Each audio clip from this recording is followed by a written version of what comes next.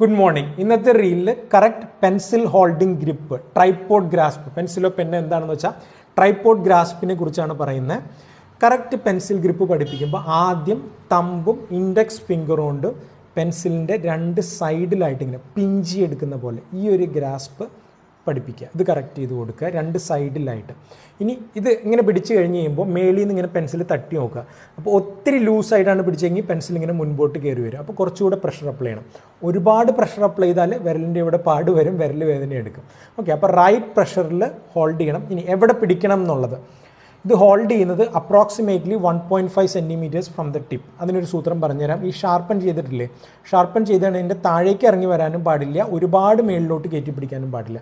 അതിൻ്റെ ഒരു ഇത്തിരി മേളിലായിട്ടാണ് ഹോൾഡ് ചെയ്യേണ്ടത്. ഇനി now support with your middle finger from below. താഴെ നിന്ന് മിഡിൽ ഫിംഗർ കൊണ്ട് സപ്പോർട്ട് ചെയ്യണം. This is the correct tripod grasp. Okay, awkward pencil ഗ്രിപ്പിൽ പിടിച്ചിട്ട് ഫാസ്റ്റായിട്ട് എഴുതുന്ന കുട്ടികളുണ്ട്. പക്ഷേ അത് കറക്റ്റ് ചെയ്ത് കൊടുത്തില്ല എന്നുണ്ടെങ്കിൽ അത് ഹാൻഡ് റൈറ്റിങ്ങിനെ അഫക്റ്റ് ചെയ്യും. കൂടുതൽ ഫിംഗേഴ്സ് നമ്മൾ പെൻസിലിൽ ടച്ച് ചെയ്ത് എന്താ പറ്റുക നോക്കി, നമ്മൾ എഴുതുമ്പോൾ ഇങ്ങനെ മാനൂർ ചെയ്യണ്ടേ, അത് 3 ഫിംഗേഴ്സ് ആണെങ്കിലാണ് കറക്റ്റായിട്ട് ചെയ്യാൻ പറ്റുക. കൂടുതൽ ഫിംഗേഴ്സ് ഉണ്ടെങ്കിൽ ആ മാനുവറിങ് ഡിഫിക്കൽട്ടായിരിക്കും.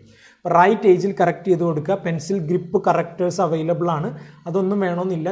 പഠിപ്പിക്കുമ്പോഴേ കറക്റ്റായിട്ട് പഠിപ്പിക്കുക. Thank you and happy parenting.